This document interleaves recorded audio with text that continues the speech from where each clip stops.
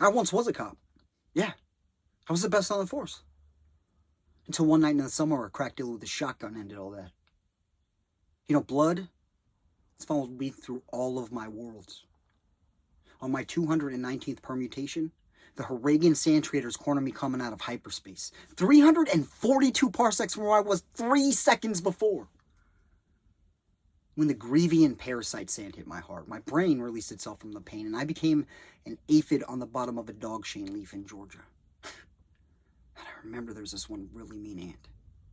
The one with the bent antenna. I mean, all of us aphids knew we were slaves, but this mutilated freak went way past where he should have. I mean, the sadistic mutilation of aphids is wrong in anyone's book, but even more so to the aphids themselves.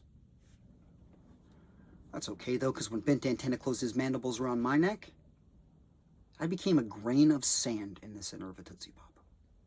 Yeah, even before I felt the crunch. God, have you ever been a grain of sand? What a boring ride. You can't do anything, hear anything. You just fucking are. When the kid who bought the Tootsie Pop crunched into it, after only 4 licks, I might add, he crushed me into being a redwood tree in Northern California. That was a nice break. I got to spend 1,393 years standing in one spot, just getting bigger. And I remember there's this one songbird. She used to come every morning and evening just to sing to me. God, she had the most beautiful song. I say that partly because I loved her. The day she died, I became the first tree to ever shed tears. No shit. Real tears. I guess you could say I helped that evolution that day, because now all trees have tear ducts and they all cry. Some cry for songbirds. Some cry at the sound of a chainsaw. Some cry because they're part of a city beautification project and have to suck exhaust and listen to car horns all day. You know, I'm thinking these things, I'm driving down the road to oblivion, and the cancer eats my brain from the inside out, and I know that the evil that I'm to perform is justified by the release of the evil that it brings me. You know, being a paranoid psychotic has sure taught me a lot about what it's like to bring a tear to a lifeless, soulless eye.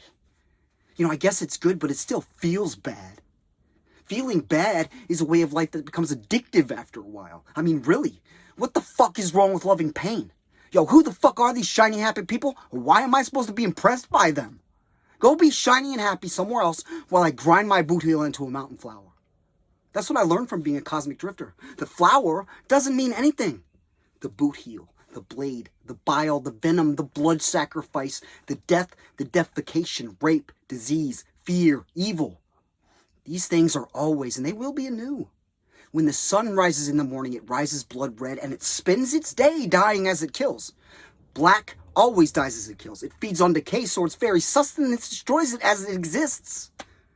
The chinks in the armor, the falling scales, the drying blood creates the end, but as it dies, it lives again because some other evil is feeding off the death that's occurring.